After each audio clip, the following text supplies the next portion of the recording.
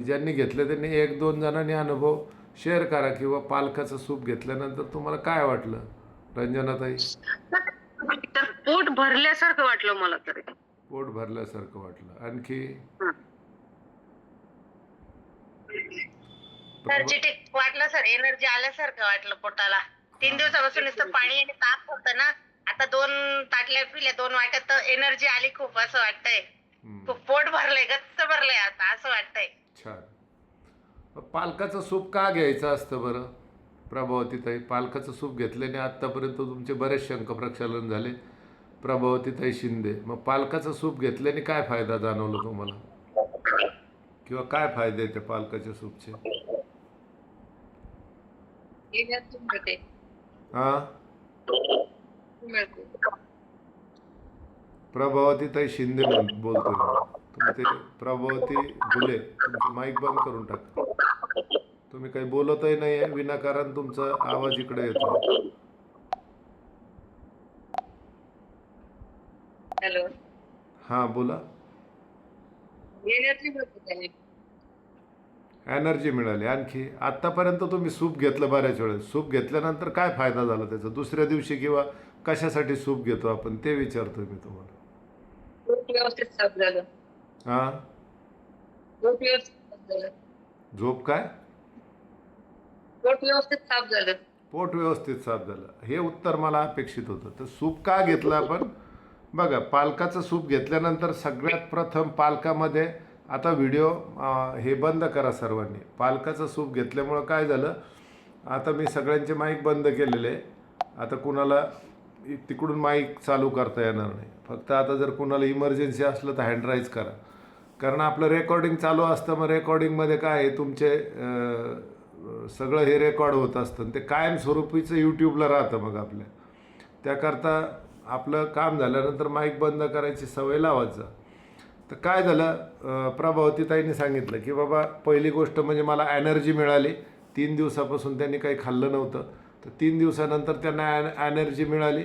हा पहिला बेनिफिट पालकाच्या सूपचा झाला, कारण पालकामध्ये सर्व प्रकारचे व्हिटॅमिन शरीराला मिळतात. त्यामध्ये सर्वात महत्त्वाचं, पालकामध्ये कॅल्शियम पण मुबलक प्रमाणात असतं, पालकामध्ये व्हिटॅमिन्स पण मुबलक प्रमाणात असतात.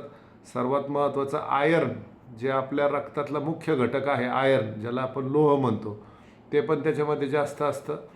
आणि पालकामध्ये व्हिटॅमिन्स तर सगळ्या प्रकारच्या असतात, पण क्षारीय तत्व पण पालकामध्ये भरपूर प्रमाणात असतात. म्हणजे सर्वांगीण आहार आपल्याला पालकाचं सूपला म्हणता येईल.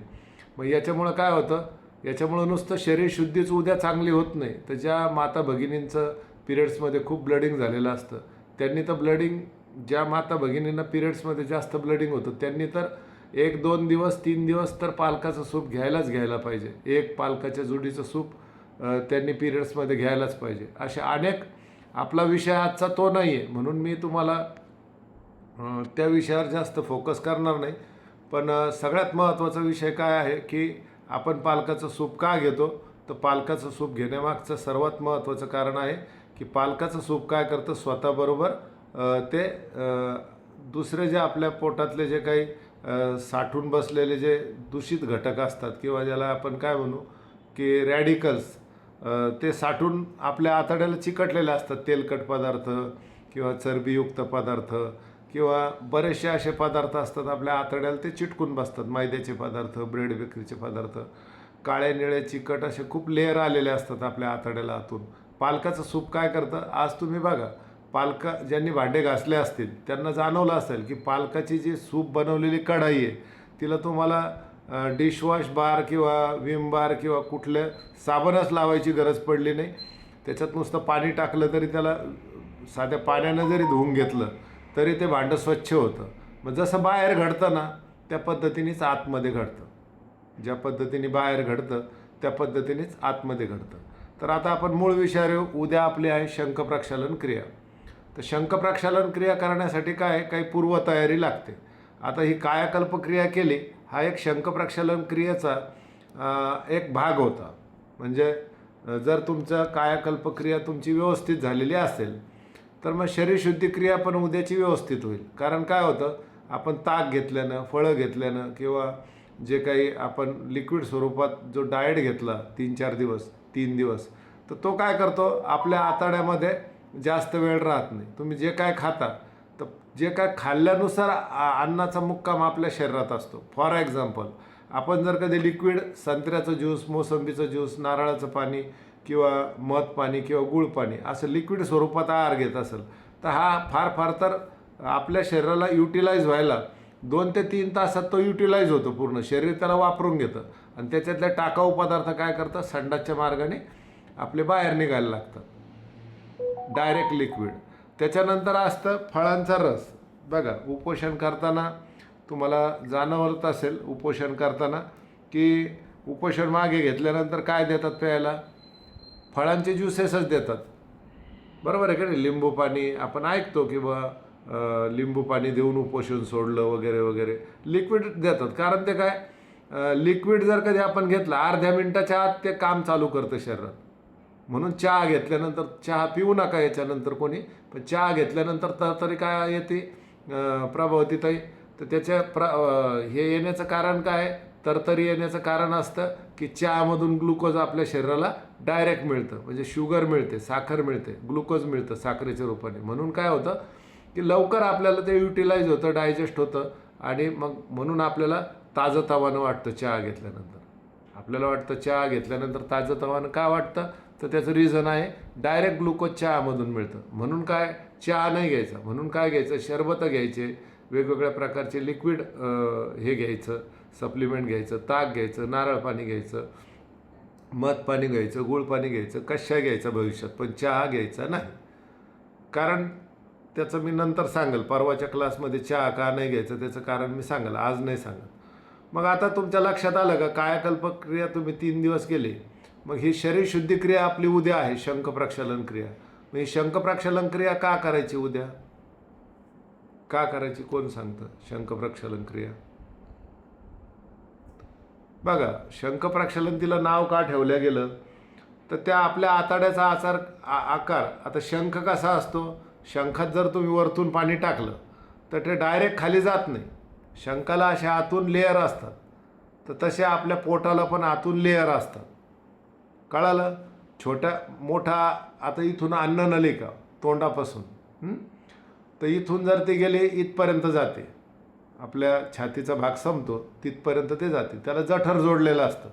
जठरा मग ते चांगलं 2 ते 5 किलो पाणी आणि अन्न जर कधी तुम्ही कॅल्क्युलेट केलं तर त्याच्यामध्ये कमीत कमी जास्तीत जास्त 3 किलो आणि जास्तीत जास्त 5 किलोपर्यंत अन्न बसू शकतं. माणसाच्या शरीरानुसार त्याचा आकारमान असतो. मग किती आकारमान असतो, तर आपल्या उंचीच्या 6 पट आतड्याची लांबी असते. जर समजा सुनीताताई दिसत आहेत, आता यांची उंची 5 फूट आहे आपण असं गृहीत धरलं, तर मग आतडं किती लांब असेल ओठापासून तर संडाच्या जागेपर्यंत, 6 पंचे 30 फूट त्यांचा आतडा असेल. पण शरीरशास्त्राचा अभ्यास करणाऱ्या जे काही शास्त्रज्ञ आहे यांनी काय निकष लावला किंवा त्यांनी काय संशोधन केलं डॉक्टरांनी, की त्यांचं असं म्हणणं आहे की आपल्या आतड्याची लांबी 28 ते 32 फूट एका प्रौढ व्यक्तीची, जे प्रौढ कोणाला म्हणतात 18 वर्षाच्या पेक्षा जास्त ज्याचं वय, अशा व्यक्तीच्या आतड्याची लांबी 28 ते 32 फूट असू शकते असं त्यांचं म्हणणं आहे. आता माझी 6 फूट आहे, मग माझं आतडं किती असेल, 6-6 36 फूट असेल किंवा 32 फूट असेल. प्रत्येकाच्या उंचीनुसार आणि शरीराच्या आकारमानानुसार आतड्याची हे असते. हे काय सारखं वाजतं, याला बंद करून टाकू आपण.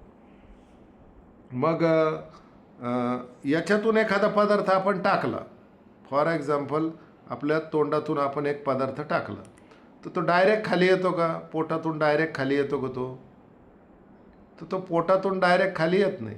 तो काय करतो, प्रवास करत खाली येतो, प्रवास करत खाली येतो पदार्थ.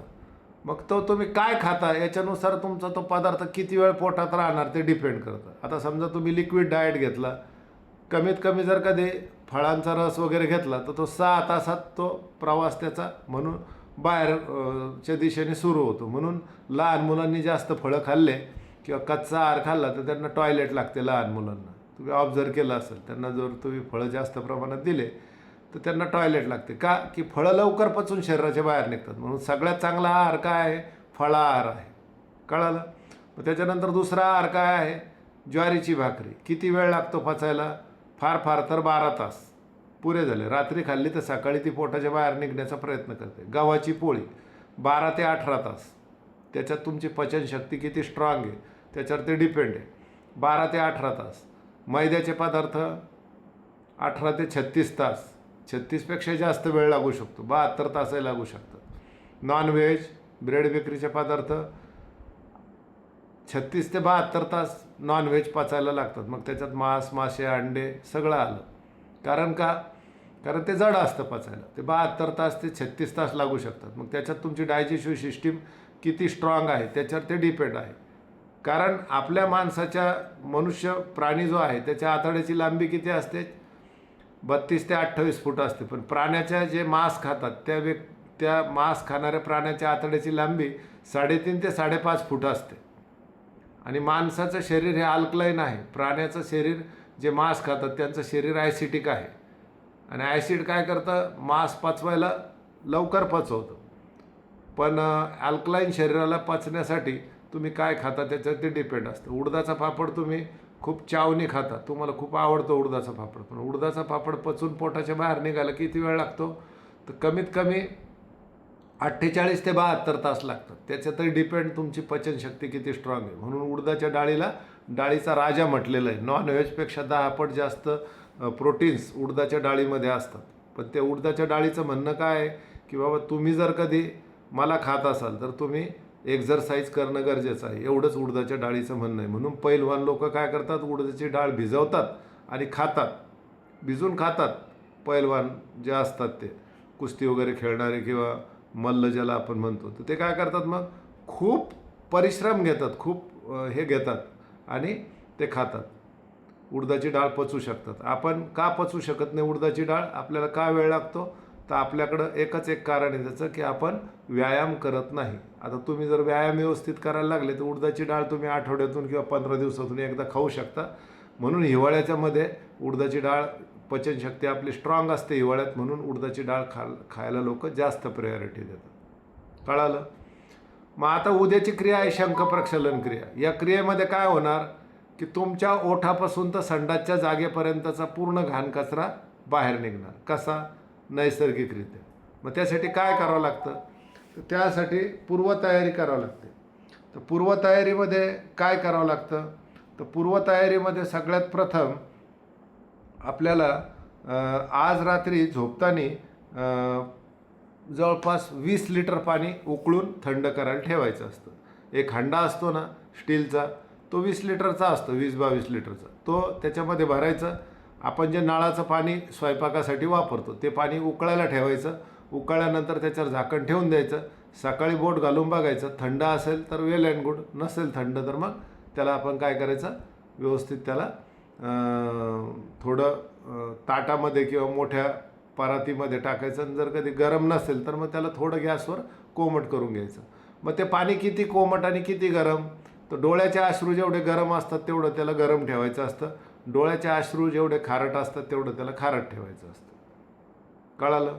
मग ते करण्यासाठी आपल्याला काय करायचं असतं की ते करण्यासाठी आपल्याला सेंधव मीठ वापरायचं असतं. मग रात्री तुम्ही सर्वप्रथम 20 लिटर पाणी उकळायला ठेवून दिलं, गॅसवर त्याला झाकून ठेवलं. सकाळी 5 वाजता तुम्ही उठणार. 5 वाजता उठल्यानंतर त्याला चेक करणार बोट टाकून. डोळ्याचे अश्रू एवढं ते गरम असलं त्याला गरम करायची गरज नाही.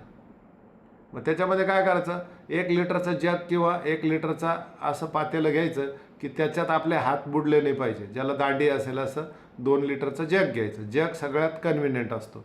मग 2 लिटरला किती मीठ टाकणार, तर 2 लिटरला 2 चमचे सपाट मीठ टाकणार. कुठलं मीठ, सेंधव मीठ. मग हे तुमचं ज्यूस तयार झालं. आता ते कुणी मीठ टाकायचं कुणी नाही ते मी शेवटी सांगतो. मग ते ज्यूस आपण बनवून घेणार. ते ज्यूस बनवल्यानंतर काय करायचं, 2 ग्लास ज्यूस प्यायचं आहे, म्हणजे ते पाणी प्यायचं आहे, मिठाचं पाणी. आणि 2 ग्लास पाणी पिऊन व्यायाम करायचे. सकाळी 5 वाजता आपला क्लास सुरू होईल. सकाळी 5 वाजता आपला क्लास सुरू होईल. पूर्वीच्या काळी बऱ्याच जणांना कन्फ्युजन असतं, जुने साधक असतात ते त्रिफळा पावडर आणि एरंड्याचं तेल विचारतात. आता सगळ्यांचे माईक बंद आहे म्हणून त्यांना ते त्रिफळा पावडर आणि एरंड्याचं तेल आपण स्किप केलं. का स्किप केलं, तर त्याचं रिझन असं होतं, एरंड्याचं तेल पालकाचं सूप तुमच्या पोटात बाहेरून निघालं नाही, तो एक अन्नपदार्थ आहे, तो पचून बाहेर निघल किती तासानंतर, 10 तासानंतर, 12 तासानंतर, 15 तासानंतर. पण एरंड्याचं तेल आणि हे जर तुम्ही घेतलं त्रिफळा पावडर आणि ते जर पोटाच्या बाहेर निघालं नाही तर तुम्हाला मळमळ होणार, पुन्हा संडास लागले तर लवकर मोशन्स कवर होणार नाही, असे प्रॉब्लेम असायचे. म्हणून आपण एरंड्याचं तेल आणि पहिले द्यायचो आपण एरंड्याचं तेल आणि त्रिफळा पावडर, ते आपण आता बंद करून टाकलं. आता आपण काय देतो, फक्त आपण रात्री सूप देतो 2 ग्लास प्यायला. झालं, क्लिअर झालं. मग सकाळी 2 ग्लास पाणी प्यायचं, व्यायाम करायचा, 2 ग्लास पाणी प्यायचं, व्यायाम करायचं. असं किती ग्लास पाणी प्यायचं तर चालू ठेवायचं. 2 ग्लास तुम्ही 8 ग्लास, 7 ग्लास, 15 ग्लास एवढं झाल्यानंतर काहींना 8 ग्लासला मोशन चालू होतात, काहींना रात्रीच मोशन झालेले असतात. आता काहींना ज्यांचं डायजेस्टिव्ह सिस्टीम ओके काम करतं किंवा खूप कमकुवत आहे, यांना काय होईल, रात्रीच टॉयलेट होऊन जातील. किती, 2-4, जास्त होत नसतात पालकाच्या सूपने.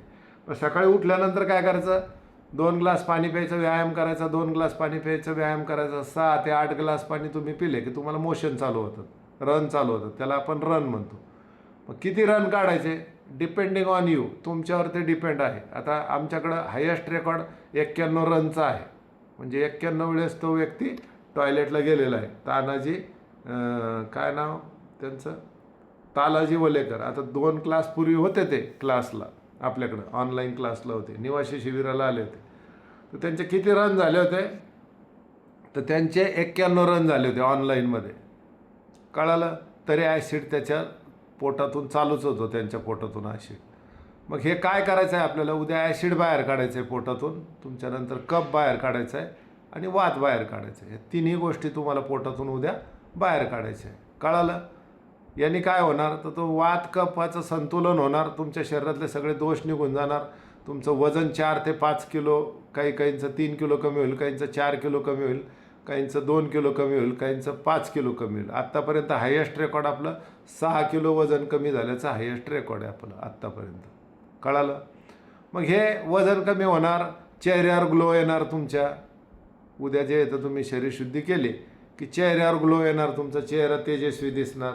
पोटातले जे नेहमीचे आपले प्रॉब्लेम असतात बऱ्याच जणांना, काय रेग्युलर प्रॉब्लेम काय असतात, की पोट गुडगुड करणं, पोटामध्ये अपचन होणं, गॅसेस होणं, करपट ढेकर येणं, हे सगळी घाण तुमच्या पोटातून उद्या बाहेर निघाल्यामुळं कुणाला उचकी लागणं, हे सगळे प्रॉब्लेम तुमचे उद्या सॉल्व्ह होणार. मग हे नैसर्गिकरित्या सॉल्व्ह करण्याची क्रिया आहे, त्याला म्हणतात शंख-प्रक्षालन क्रिया. मी शंख-प्रक्षालन क्रिया किती वेळ करायची हा प्रश्न पडला असेल. आता तुमच्यावर ते डिपेंड आहे. काही जणांना 12 वेळेस टॉयलेटला जावं लागू शकतं, काही जणांना 16 वेळेस टॉयलेटला जावं लागू शकतं, काही जणांना 20 वेळेस टॉयलेटला जावं लागू शकतं, काही जणांना 25 वेळेस जावं लागू शकतं. ज्यांना खूप ॲसिडिटी आहे यांना 30, 35, 40 वेळेस जावं लागू शकतं. आता ऑनलाईनचा आपला रेकॉर्ड काय आहे, एक आता ऑनलाईनचा रेकॉर्ड किंवा निवासीचा रेकॉर्ड आहे कमीत कमी 55 रन. माझे वैयक्तिक स्वतःचा हायेस्ट रेकॉर्ड आहे 54 रन, म्हणजे 54 वेळेस टॉयलेटला गेल्यानंतर माझी शरीरशुद्धी झालेली आहे. एक जणाचा आहे, त्या एक ताई आहे, त्यांचं 59चं रेकॉर्ड आहे, मुंबईच्या आहे, सविता मांडोळे म्हणून, त्यांचं 59चं रेकॉर्ड आहे, 59 वेळेस त्या टॉयलेटला गेलेलं आहे. तानाजी वलेकरचं 91चं रेकॉर्ड आहे रनचं, 91 वेळेस ते टॉयलेटला गेलेले. मग तुम्ही म्हणणार सर काही प्रॉब्लेम येऊ शकतो, तर काहीही प्रॉब्लेम येत नाही. त्याकरताच आपण तुम्हाला पालकाचं सूप दिलेलं आहे. जर कधी तुम्ही एरंड्याचं तेल आणि त्रिफळा जर घेतलेलं असतं तर मग अशक्तपणा जाणवतो, पोट गुडगुड करतं. पण पालकाचं सूप हे नैसर्गिक असं एक स्रोत आहे की त्यांनी तुमचं पूर्ण आतडे उद्या, जसं भांड्याला तुम्ही राख लावून किंवा इतर हे लावून स्वच्छ करता, बाकीच्या गोष्टीचं मी नाव नाही घेत, त्या पद्धतीने तुमच्या आतड्या आतून उद्या स्वच्छ होणार. मग स्वच्छ झाल्यावर काय प्रॉब्लेम सॉल्व्ह होणार, तर आतड्याचा जो तुमचा लेअर असतो तो धुवून निघणार उद्या. मग चांगला लेअर पण धुवून निघणार आणि वाईट लेअर पण धुवून निघणार. कळालं का? म्हणून काय करायचं आहे, उद्या आपल्याला, आज आपल्याला पालकाचं सूप घेतलं, उद्या सकाळी 5 वाजता शरीरशुद्धी करायची. शरीरशुद्धी करण्यासाठी उद्या तुम्ही रिलॅक्स कपडे घालू शकता.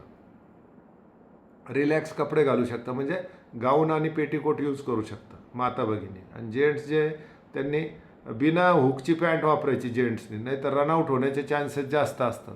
रनआउट म्हणजे काय कळालं ना प्रभावती ताई? हां, म्हणून काय करायचं, सैल कपडे वापरायचे. कारण टॉयलेटमध्ये गेला आणि ती पॅन्ट जर जास्त हे असेल तर मग तो बिचारा रनआउट होऊन जाईल तिथं. म्हणून त्यांनी काय करायचं आहे, सैलसर कपडे वापरायचे आणि ज्याला नाडी नसते असे कपडे उद्या वापरायचे आहे. विक्रांतजी विशेष करून तुम्हाला सांगतो. मग ते हाफ पॅन्ट 3-4 उद्याचे दिवस वापरू शकतात.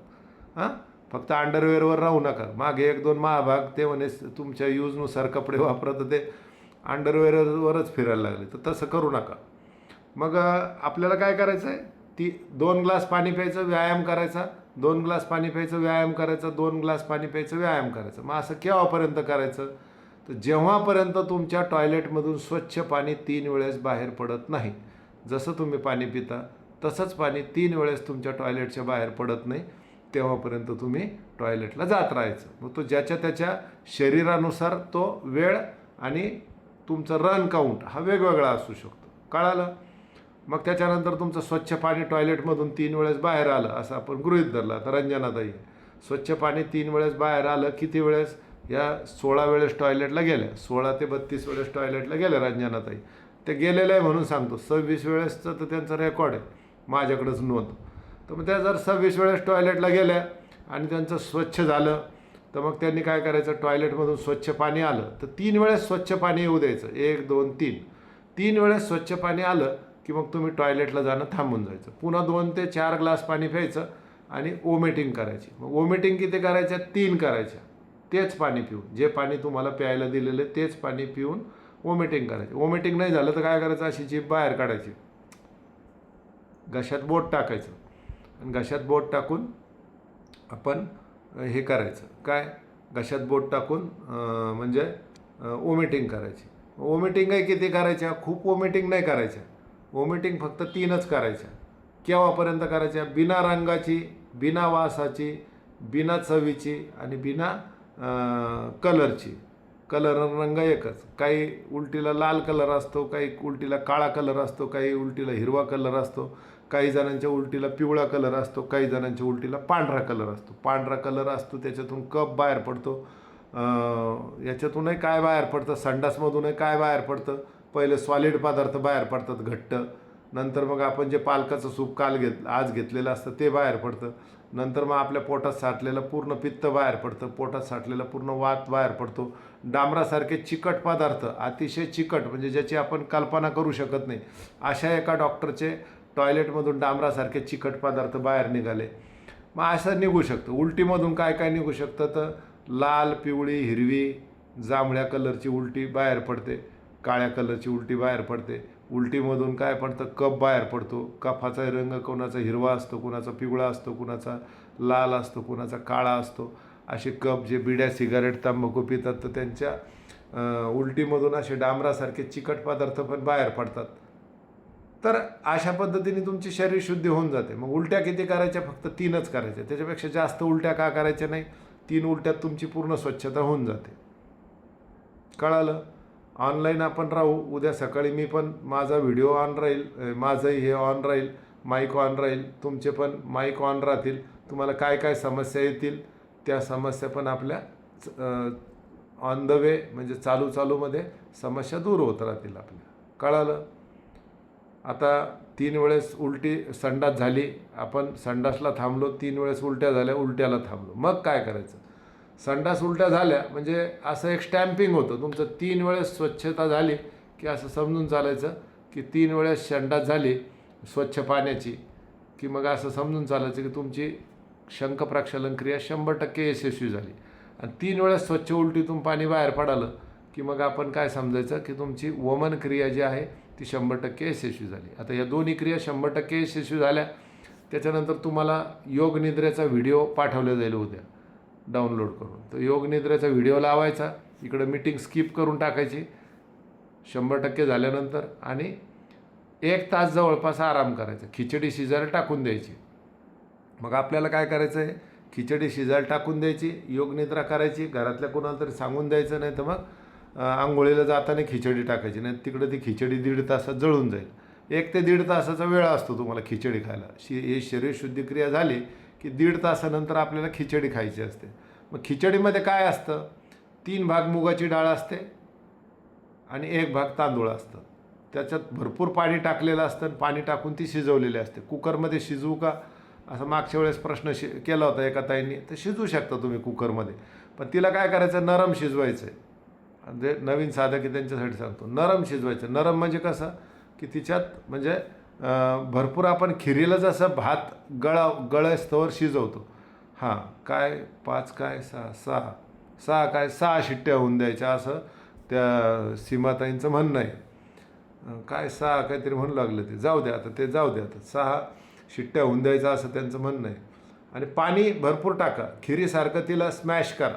तुमच्याकडं स्मॅशर असेल तर स्मॅशरने स्मॅश करा, नाही तर डायरेक्ट कुकरच्या भांड्यामध्ये टाका आणि तिला 2-3 चक्कर मारून घ्या, म्हणजे ती भरपूर पातळ होऊन जाते. मग त्याच्यात काय काय टाकायचं, तर त्याच्यात काहीच टाकायचं नाही. 3 भाग मुगाची डाळ, 1 भाग तांदूळ आणि पाणी, एवढे 4च ॲटम त्याच्यात असणार, 3च ॲटम असणार. मीठ टाकायचं का, तर अजिबात टाकायचं नाही. मीठ अजिबात टाकायचं नाही, तिखट अजिबात टाकायची नाही, हळद टाकायची नाही, जिरे टाकायचे नाही, मोहरी टाकायची नाही, कढीपत्ता टाकायची नाही, कोथिंबीर टाकायची नाही, काहीही टाकायचं नाही. नाही तर एवढे नावं सांगितलं तुम्ही म्हणणार सरांनी सांगितलं होतं बरं का. टाकायचं नाही म्हणतोय मी, पुन्हा एकदा सांगतो.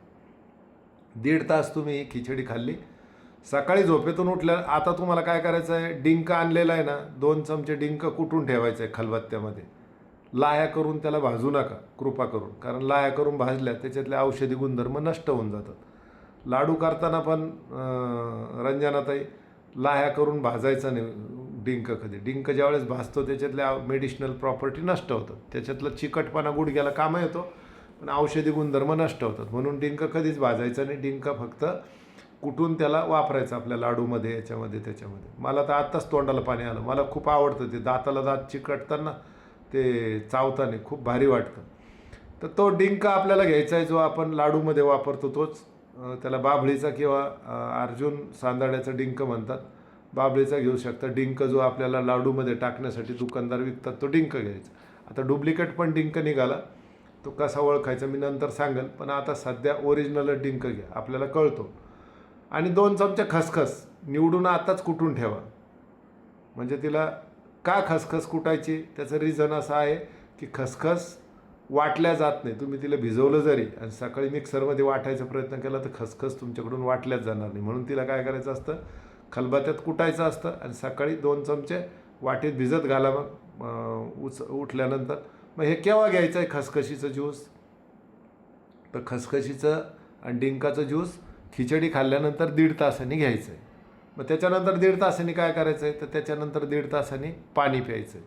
त्याच्यानंतर 1.5 तासांनी काय करायचं आहे, तर त्याच्यानंतर 1.5 तासांनी मुरमुऱ्याचा चिवडा करायचा आहे. मुरमुऱ्याच्या चिवड्याला काय काय टाकू शकतात, चवीपुरतं मीठ टाकू शकता, थोडीशी किंचित हळद टाकू शकता आणि जिरे मोहरी टाकू शकता. तिखट टाकायचं नाही मुरमुऱ्याच्या चिवड्याला. आणि ओंजळभर 2-3 ओंजळ मुरमुरे घ्या आणि 1 ओंजळ शेंगदाणे घ्या.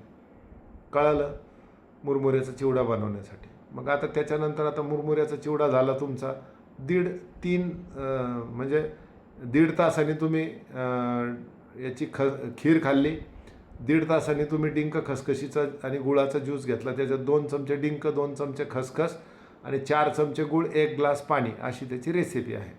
कशाची, खसखशीच्या आणि डिंकाच्या ज्यूसची. 1.5 तासांनी घ्यायचं.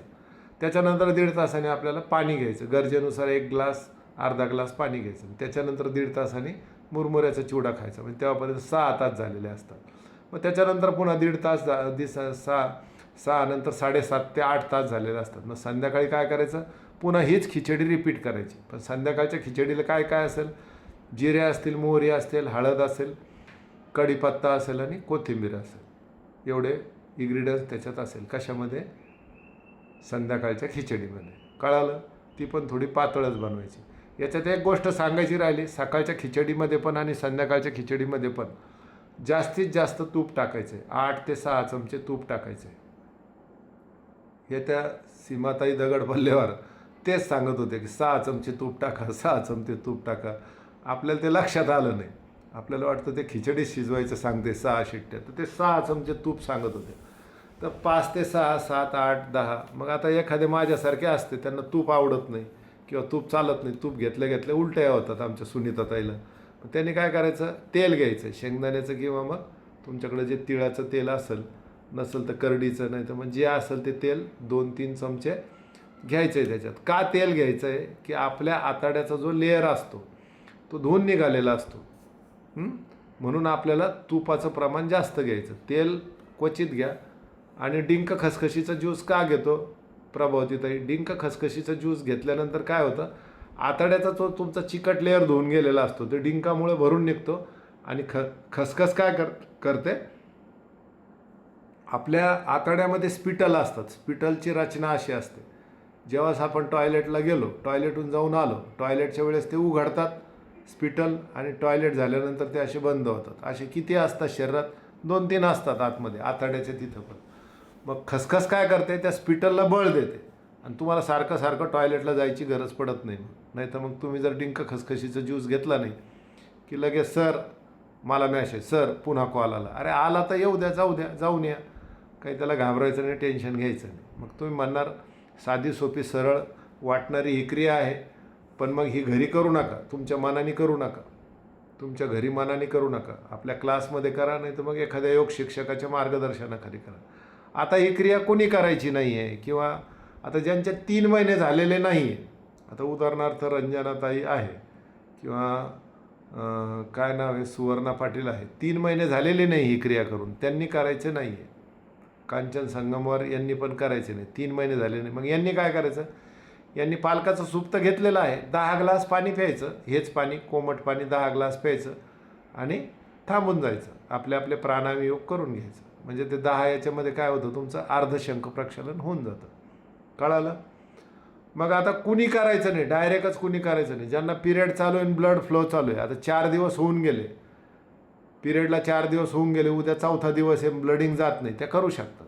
पण त्यांनी पालकाचं सूप घेतलेलं पाहिजे, त्या करू शकतात. पण ज्यांचं फ्लो चालू आहे, ब्लड फ्लो चालू आहे, त्या ब्लड फ्लोमध्ये सर्व माता भगिनींना अशक्तपणा येतो, हे सगळ्यांना माहिती आहे.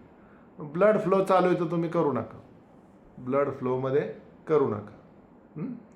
दुसरी गोष्ट म्हणजे ज्यांचं हार्टचं ऑपरेशन झालेलं आहे नुकतंच आणि सांगितलेलं आहे, एखादा असतं त्यांना हार्टचा प्रॉब्लेम असतो आणि त्यांना सांगितलेलं असतं डॉक्टरनी की तुम्हाला 1-2 महिन्यामध्ये हार्टचं ऑपरेशन करावं लागतं. मग त्यांनी काय करायचं आहे, करायचं नाही आहे स्ट्रिक्टली.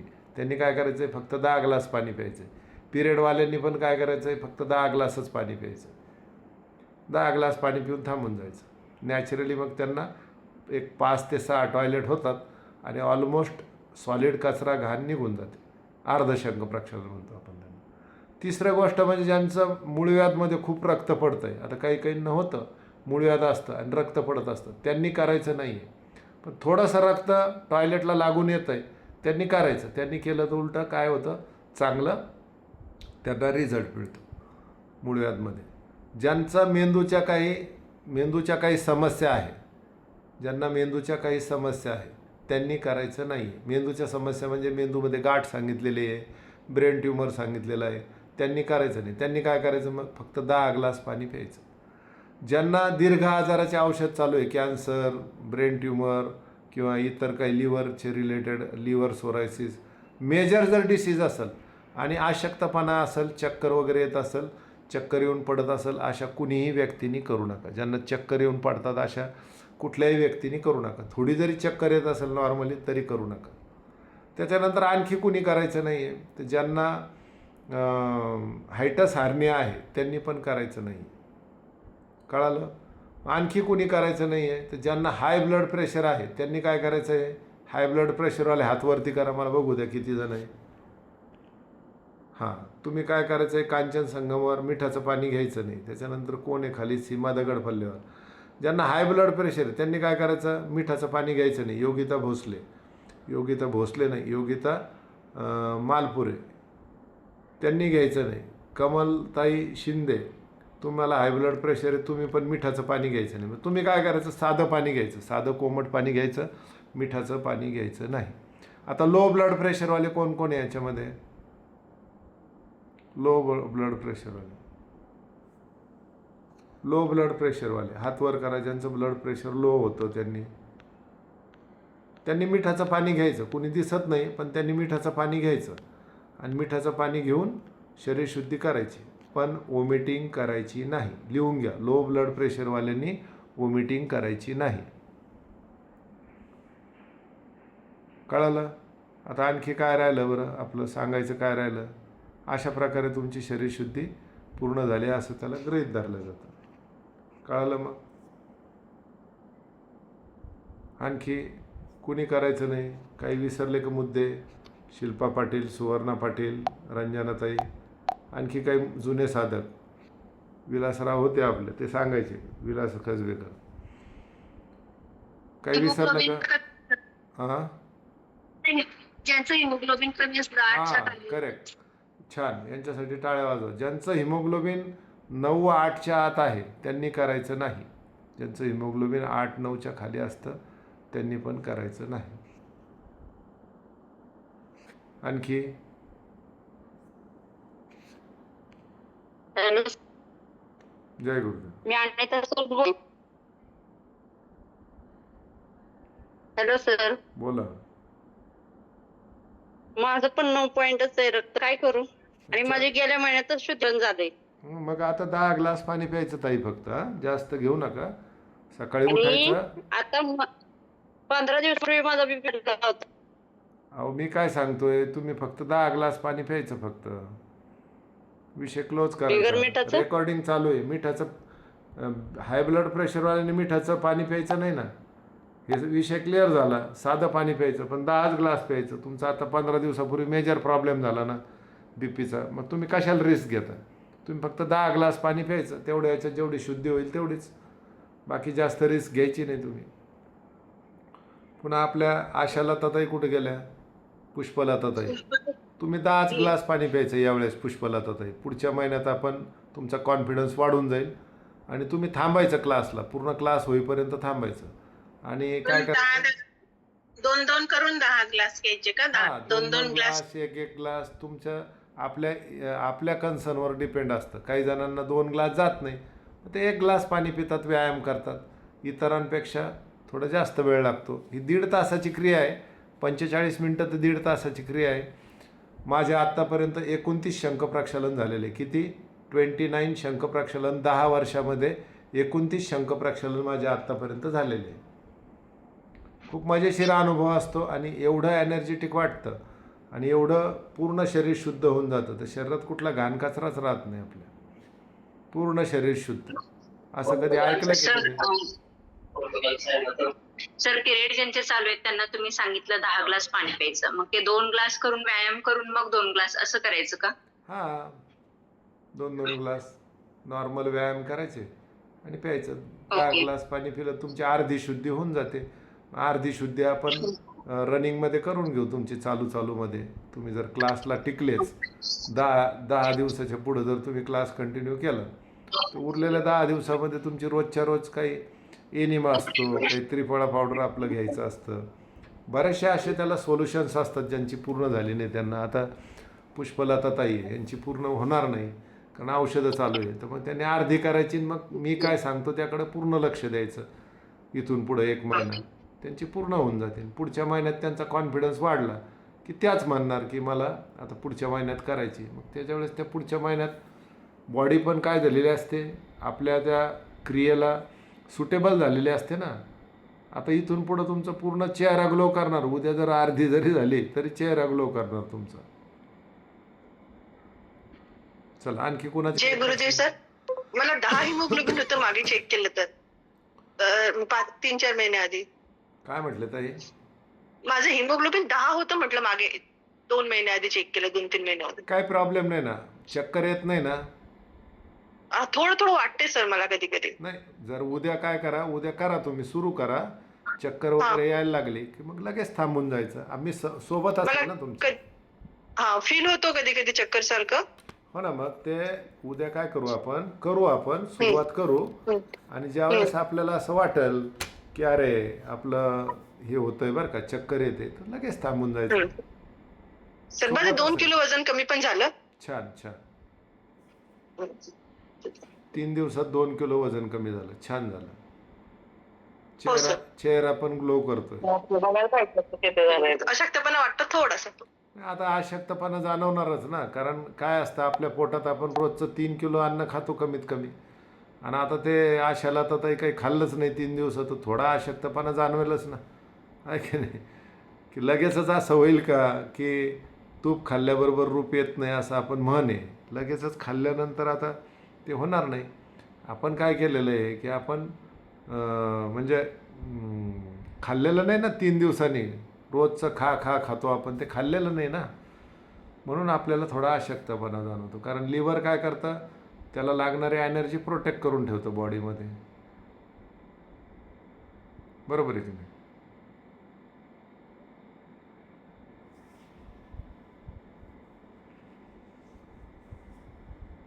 बरोबर आहे की नाही?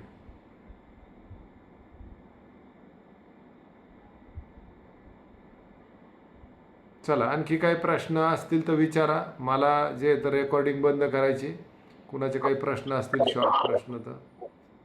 जय गुरुदेव. हां. एक्सरसाइज करतानाच पाणी आपल्या जवळच भरून ठेवायचं का? जवळच ठेवायचं हो का? हो, पाणी प्यायचं नाही. मोबाईल पण आपला एका ठिकाणी ठेवायचा आणि पाणी मोबाईल जवळ ठेवायचं. 2 ग्लास पाणी प्यायचं, तिथंच व्यायाम करायचा आणि टॉयलेटला जायचं. चालेल चालेल. टॉयलेटला मोबाईल. जय गुरुदेव. हां, बोला. तांब्याच्या भांड्यात पाणी गरम केल्यावर चालेल का सर? शक्यतो नका करू. शक्यतो स्टीलच्या याच्यातच गरम करा ताई. Yes sir.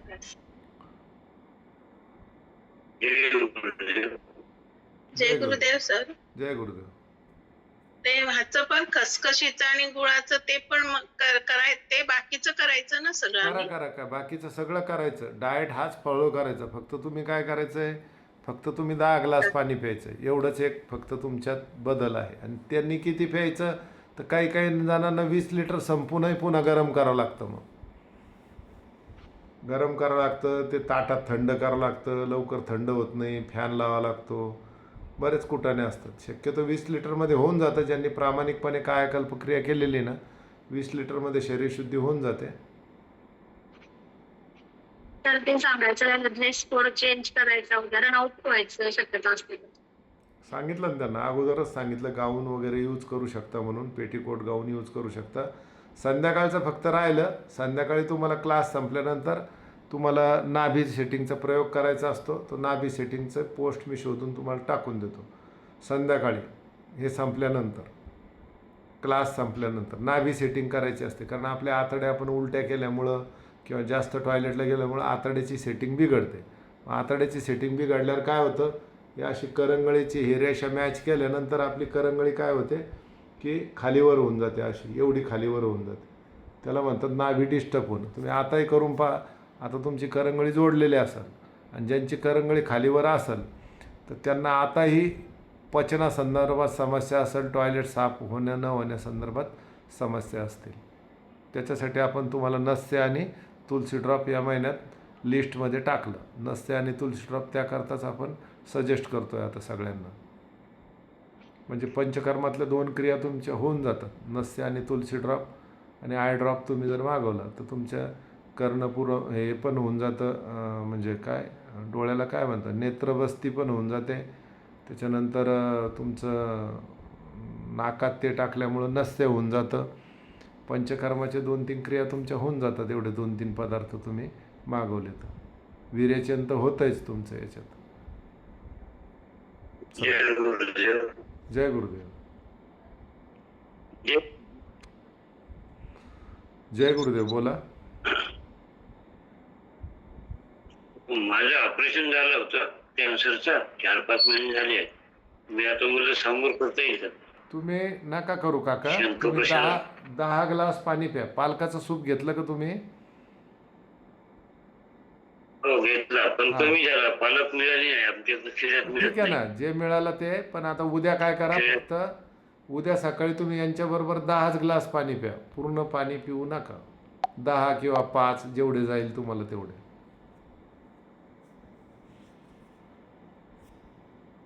10 किंवा 5च ग्लास पाणी प्या. काही अडचण येणार नाही. पुढच्या वेळेस करून घेऊ आपण. ठीक आहे. कोण म्हणतंय की ते पूर्ण झालं नाही तर आम्ही हे करणं काय हरकत नाही, काय अडचण नाही. चला, आणखी कोणाचा काही प्रश्न आहे का? जय गुरुदेव. जय गुरुदेव. जय गुरुदेव. ते पूर्ण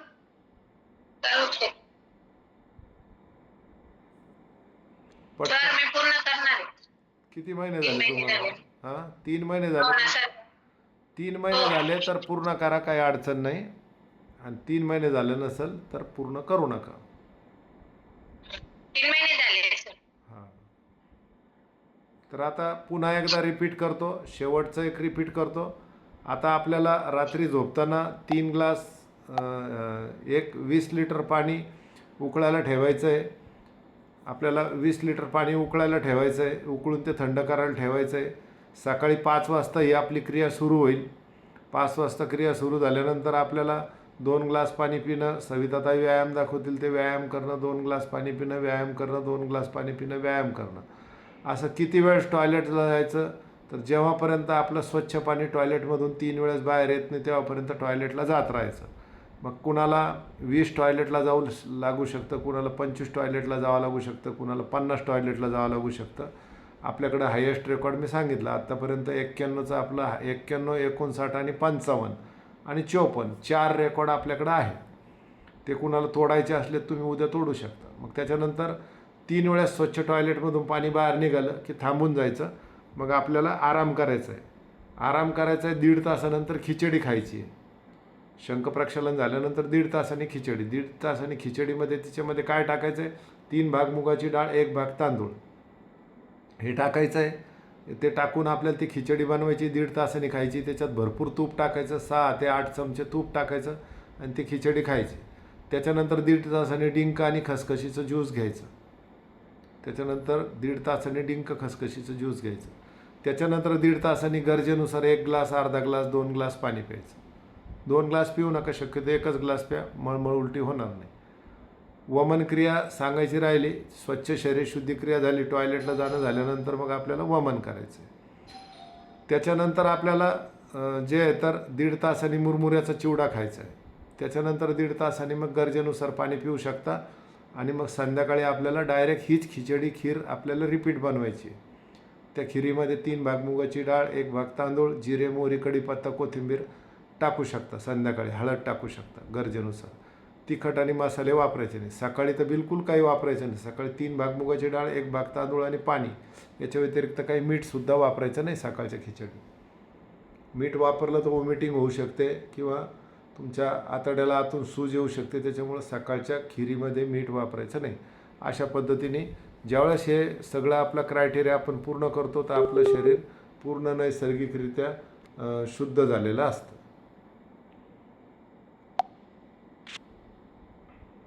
चला थांबूयात मग आपण आता इथं. तुम्हाला काही प्रश्न विचारायचे तर विचारू शकता.